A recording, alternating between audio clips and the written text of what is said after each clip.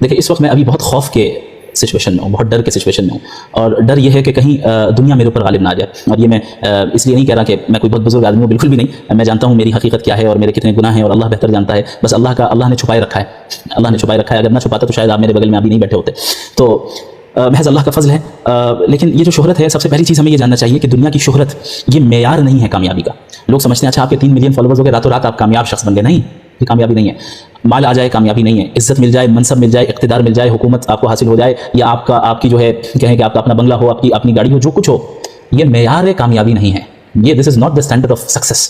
Success کیا ہے؟ قرآن کہتا ہے فمن زحزح عن النار وادخل الجنة فقد فاز. جو جہنم سے بچا لیا گیا اور جنت میں داخل کر دیا گیا وہ ہے سکسیسفل پرسن. تو کامیاب کیا میں ہو گیا؟ ابھی نہیں ہوا.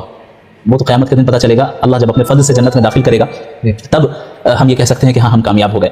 تو شہرت کامیابی کا معیار نہیں. اصل چیز یہ ہے کہ اللہ کے یہاں بندہ مقبول ہوا ہے یا نہیں ہوا ہے. ایک بندہ اس دنیا میں اس کو کوئی نہیں جانتا, لیکن ہو سکتا ہے اللہ کے یہاں وہ مقبول ہو, فرشتوں کے درمیان اللہ اس کا تذکرہ کرتا ہو, وہ اصل مشہور آدمی وہ ہے. صحیح بات ہے.